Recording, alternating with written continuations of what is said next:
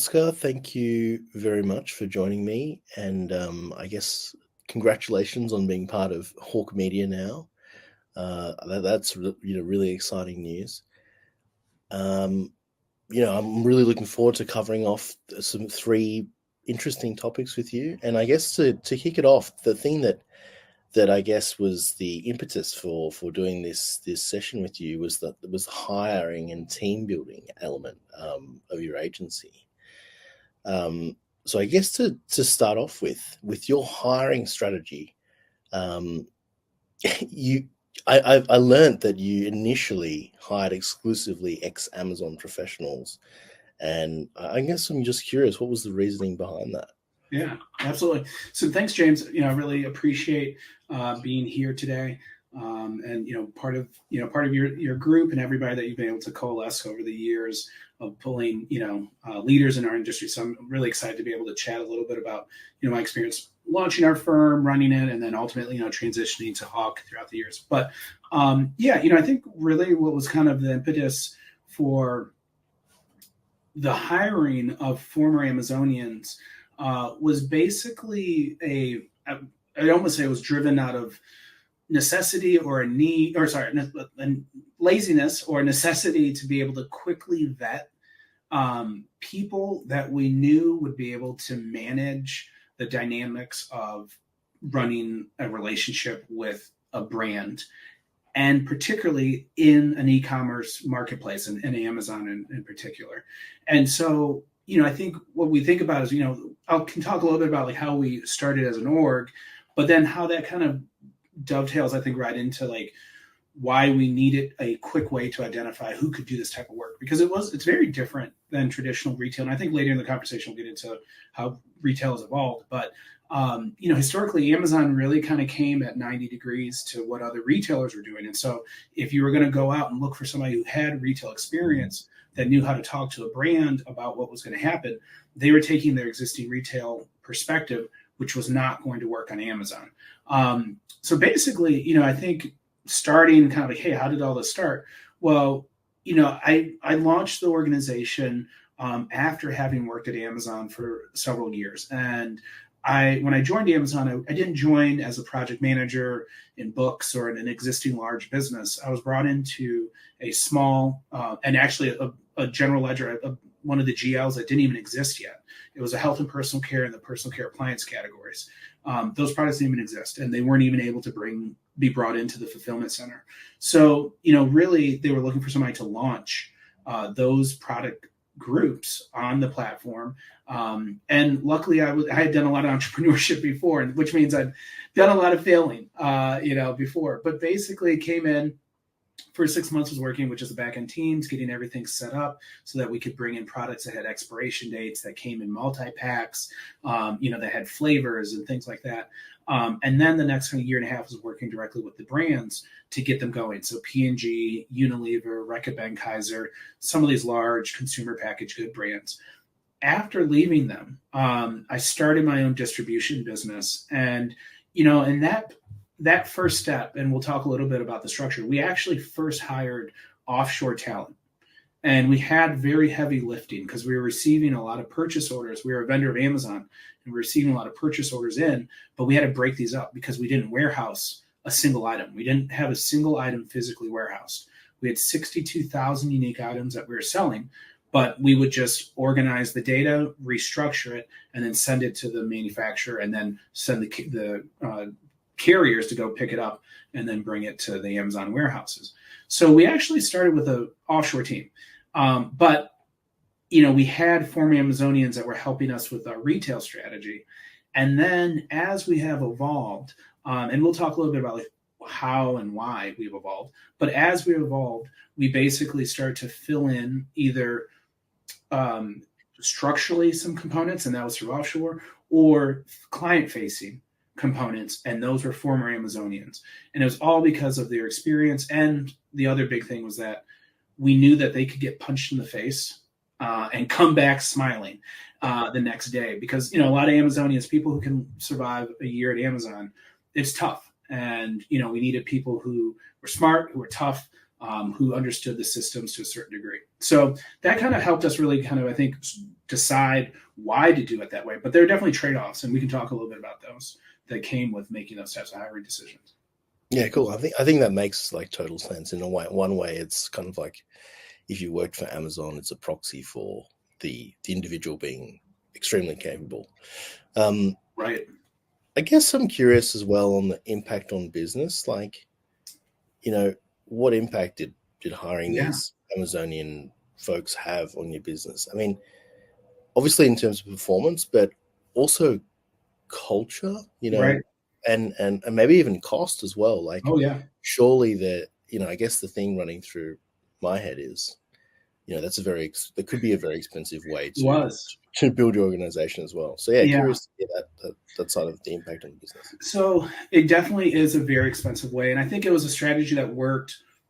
Amazon has evolved who they hired, right? So they did have a lot of people that were retail focused and understood retailing. So they understood pricing, couponing, drive times.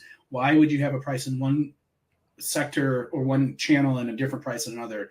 How do brands think about these things? So they did hire a lot of that in the 2012s and 13s and into the 14s. But then starting 2015, they actually started really cutting kind of that headcount and really start going towards project managers, people who could do more hands off the wheel type of projects for the retail business. So I do want to say that the strategy we deployed, I'm not sure if it would work today because there's just less of those people that are really there. Now, in terms of the culture, it's, Amazon's a hard driving culture. And we wanted to make sure that there were no a-holes in the organization. So we wanted the people who were eager and driven and collaborative, but we also had a very strict rule. And when we'd interview, I'd say, hey, there's only two real things that we have strict policies on. The first is lying. We cannot tolerate a liar because it wastes our time, it wastes everything. And I don't care how bad the situation is, we got to come to it from a place of truth so that we can all work on solving it. And then the second was a no a-hole policy. And that came from this idea that every one of our team members has 4 worlds in which they need to participate in, and they have responsibilities to participate in. And the 4 worlds are: 1, our client's world. So when they meet with our client, they're in our client's world. We had some team members who had clients that were super happy, everything's going great, high fives all around. Literally an hour and a half later in the day, there'd be a client whose everything's going down and they're like Eeyore and they're all sad and depressed. And, understanding the concerns, understanding the emotional temperament of that client, each account manager needs to know that. So they need to live in that world, and that's one world. The second world is us as an agency, right? We have our own rules. We have our own expectations, our own reporting, things that need to happen. The third world is wherever this person lives. They may live by themselves. They may live in a family with 12 people and 8 dogs and 4 camels. Whatever that space is, they have some responsibility there. And then the last is the world between their 2 ears, is their internal life, their own physical health and their own mental health. And so when we thought about our team, it was very important that the agency world be a positive energy for them, not a place that they're getting ripped down, but a place that they can be open, that they can be honest with themselves, with each other, and that we try to support each other. And that was very important from the beginning to communicate that to everybody who joined. And so former Amazonians, within 3 months, we knew either this was a really good fit and they were very happy to be in this culture and they felt like they were able to participate and grow, or they wanted something different than what we were offering and it just wasn't working. So culturally it worked. And that was great. Financially, it was tough. We had people getting recruited, right? Because, hey, they have a good large company on their resume. Now they spent a year or 2 at a smaller firm. So they can dice it up and they've done well. And then, they get recruited by somebody else. So I still remember the first 3, employees that left. I had to listen to like breakup songs afterwards because like I felt so like, I thought I was going to be with these people forever, for a long time. And starting to realize that when you create a firm, clients will come and go, team members will come and go. We've had a lot of team members come back, particularly after the aggregators. A lot of aggregators were spending a lot to get talent, and then a lot of them crumbled, and then some of those people came back. So, it was expensive, but the way that we offset the expensive component was with our offshore team. So we really had the client facing being the former Amazonians, and then a lot of the offshore team supported us in our catalog, our demand planning, shipping, all those types of processes.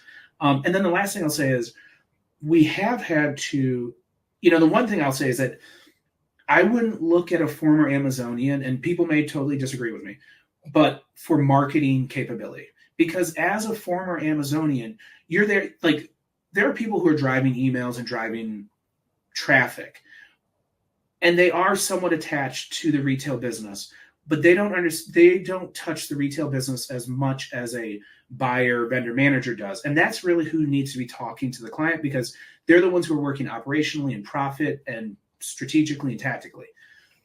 We found that people who drive traffic were better coming from paid search spaces. And actually what we found evolutionary wise is that most of the people we found a lot of really good talent that is affordable, and that's coming from South and Central America and Southern North America. So basically Mexico and, some parts of South America. So that's kind of how we balanced it, but it was, and it is expensive to take that perspective.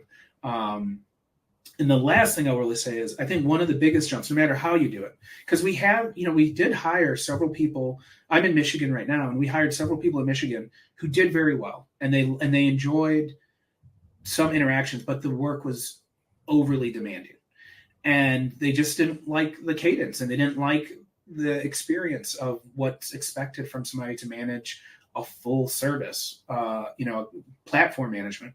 And, ultimately they decide to roll off. So I think that's the other component about having former Amazonians. They know what they're getting into. They kind of know what to expect. And so, we've just had to be able to balance the costs of some services with geographically, where can we have great talent, members with incredible talent, but who aren't the same amount of cost. So. Got it. Just a quick question on the offshore teams you mentioned. Were they also ex-Amazonians as well? Because that's an interesting question. So for a while, I'm like, hey, you could go offshore and still get former Amazonians. Like in India, for instance, you could find somebody who's probably created more items than most people. Probably created thousands and thousands of items.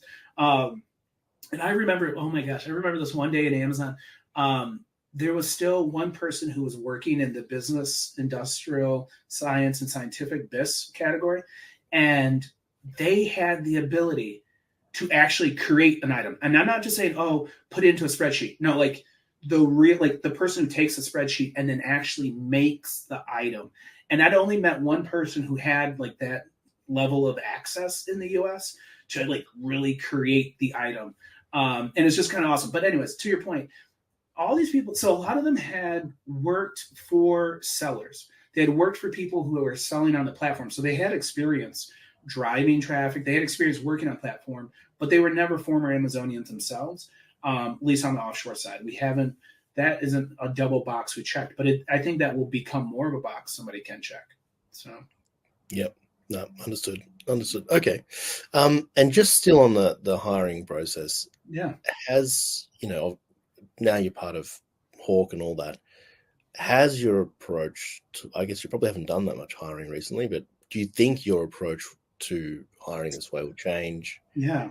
And has it changed in recent times? Yeah, I think it's a wonderful question, because we have had, so one question is how have we thought about hiring as we move through? Because I look at the Amazon business in three pillars. There's understanding the platform rules and retail, and that's kind of what our account managers are.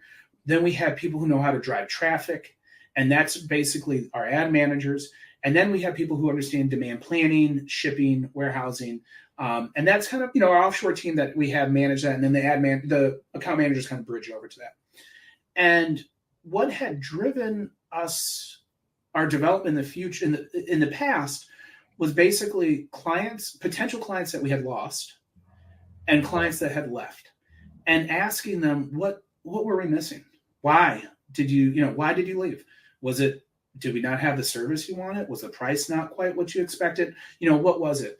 And then, you know, listening to that and then saying, hey, these people are saying, you know, let's say it's like 2013 and they're saying, look, we need to drive traffic and you don't have a way to do that. Okay, you're right. So then we had to add in, you know, the ability to drive ads. You know, if there's another component. So basically, it's kind of like that, you know, the image from World War II where they had, you know, the airplanes that would come back and they'd see where they got shot up.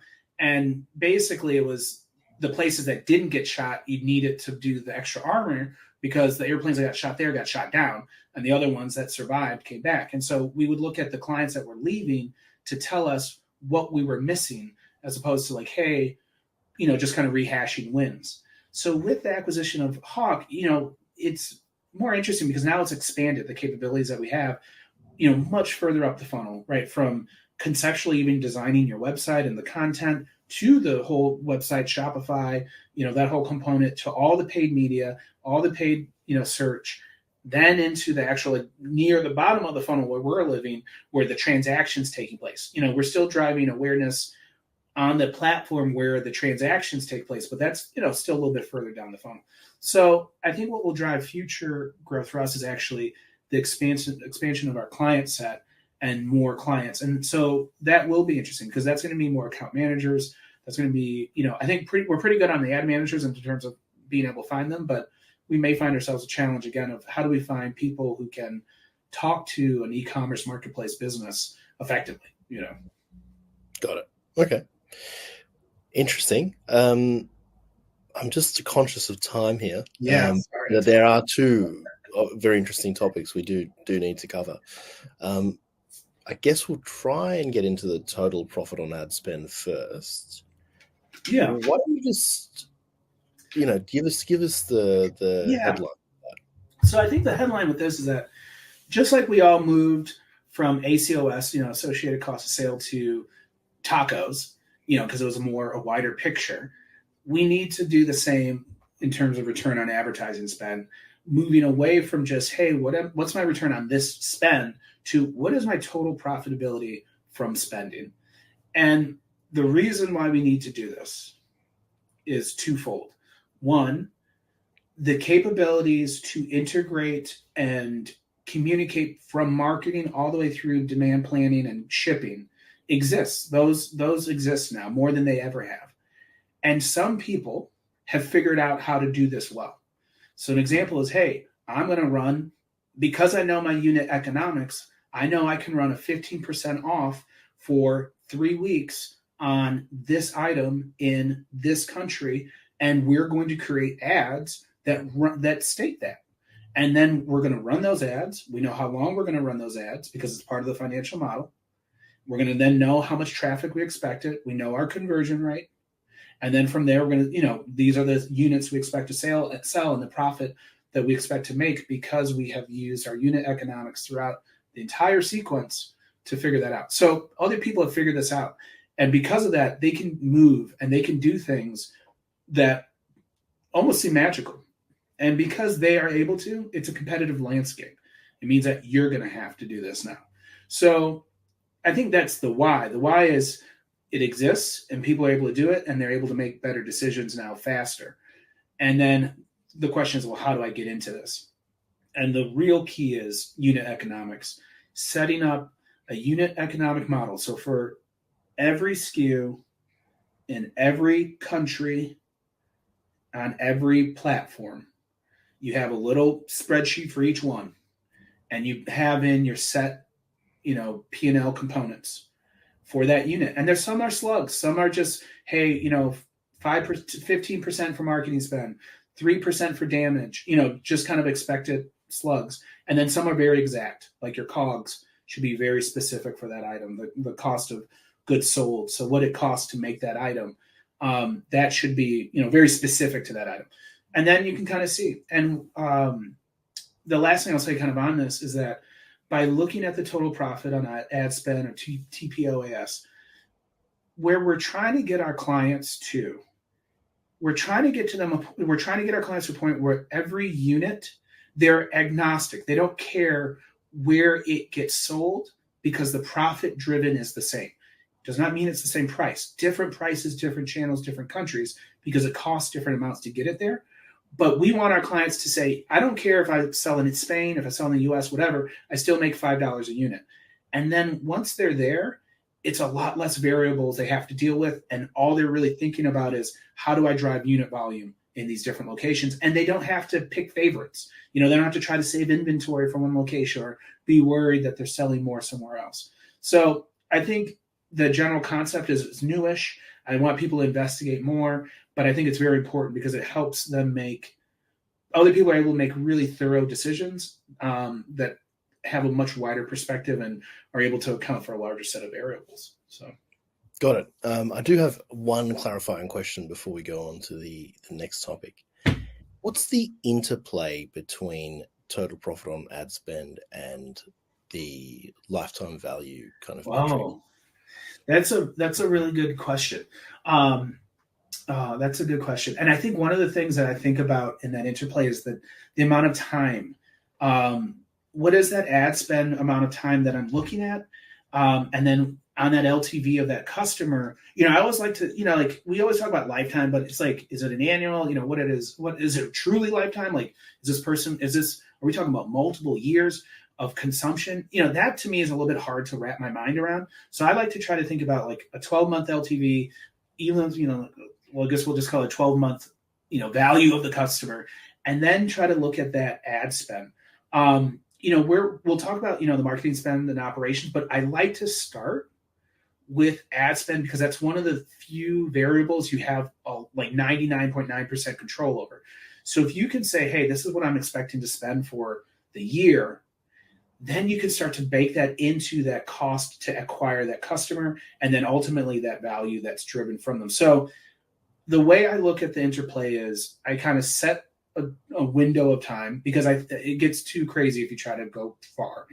Try to set it to 12 months. Try to think about what is my expected spend over that 12-month period, and then try to back into new client acquisition and then revenue. So I don't know if that helps, but it is an interesting lever that are kind of connected in the back end. So yep, no, I got it. Marketing, sales, and operations planning. That was the next thing. Yes. Tell us about this, I guess, framework. Yeah. And how it sits within an agency. I'm really excited because I feel like this is a newish concept. Very large companies forever have been doing sales and operations planning, where they have this, and it's the sales team and the operations teams are talking, so that if the sales team is promising a certain amount of sales, there is a plan. There's a plan in terms of the number of units and how and when those units need to hit. Now, what is not accounted for is that in this concept, you had a sales team and they're like making calls and they're dealerships, they're doing whatever they need to drum up business. But in a product company, or if you're selling on Amazon, really your sales team is your marketing. Like that is what's coming from nothing. That's what's trying to pull people in from nothing. And so there needs to be a connection of your marketing, then to your sales, then operations, planning, basically, and connecting all of those together. So what I like to start with, as we said, is I like to try to think about what amount of money can I commit this year to driving awareness for my product. 300,000, 100,000, 5,000, 2 million, whatever the number is. Starting there. Then from that, going with a historical, basically traffic from like, hey, this amount of money drives on historical, ranges, this amount of traffic. And then from there, going with, again, a historical range of your conversion. So you can say, hey, I want to spend $1 million, that's going to generate, let's say 10,000 customers, potential customers who are going to, click and really be real potential customers. And then out of that, let's say 1,000 become, customers are purchasing. Now, okay, I have 1,000 customers and they buy 2.5 units each. So I'm going to have 2,500 units that I need to make. And then from there, you take that information and then you think about how long does it take us to make these and how long does it take to ship? And then you fill it in. And basically, that just allows for you to do a couple things. One, it feeds your information, your unit economics, so you know what costs are, and it can help improve that. But more importantly, it allows for the communication publicly to everybody out in the world to align with what you can do. The last thing you want to do is to start drive awareness or discussions about something that you can't make or that's unprofitable.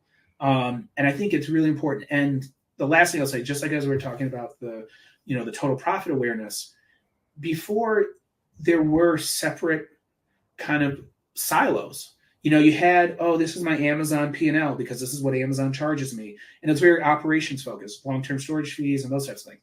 And then you're like, oh, this is my marketing spend and this is my return on ad spend.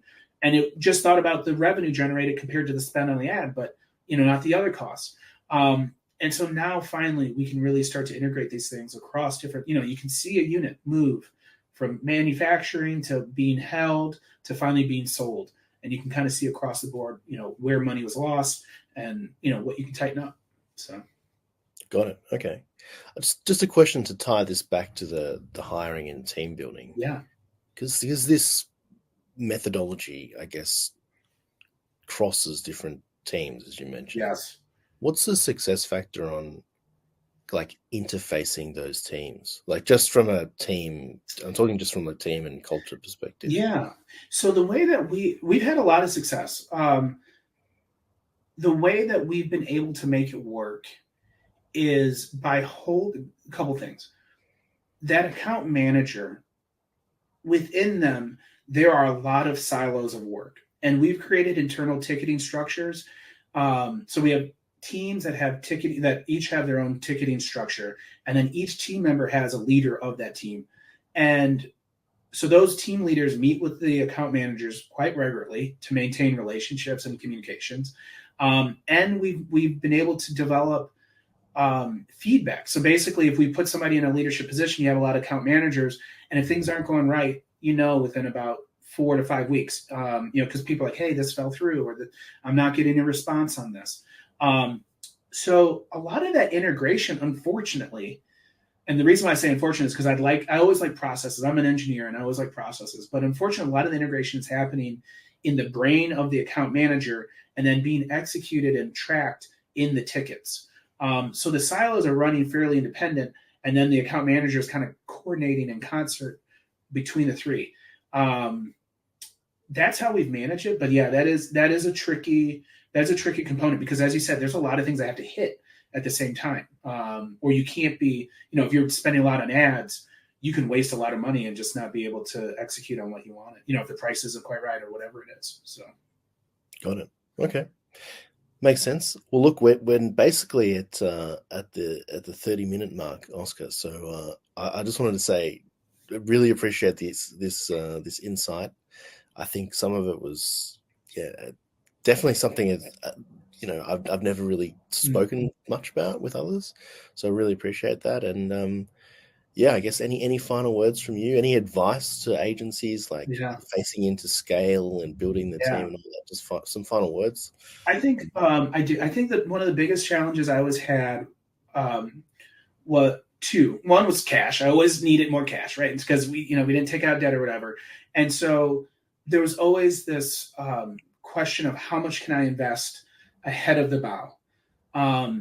And a couple places. One, it ran into in terms of recruitment, because as we said, people were leaving, constantly recruiting. That was a kind of one component.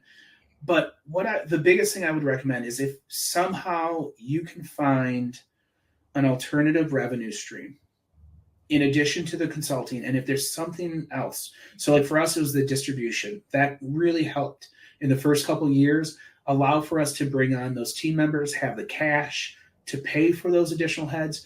Because I see a lot of people, they start their own shop, they get 5 to 6 clients themselves. And then when they get to that 8th client, it's like, oh, that's a lot. And then, then when they want to hire somebody else in, it's too much. They have to pay this person so much to get them in, and they don't have the clients to support it. So any way you can find some sort of alternative little trickle of cash, that can be so powerful in allowing you to get those first couple hires that then allow for you to really delegate out. and you are going to lose them. I think that's the other thing. Sooner or later, good people leave. They'll leave on good terms, but they'll leave, and you just have to be okay with it, and just know that there'll be more good people. So, got it. Very, very well. It's just this persistent. Yes. Yeah, get it. Understand. Very wise. Thank you, Oscar. Appreciate it, mate. Thank you, You're very James. good.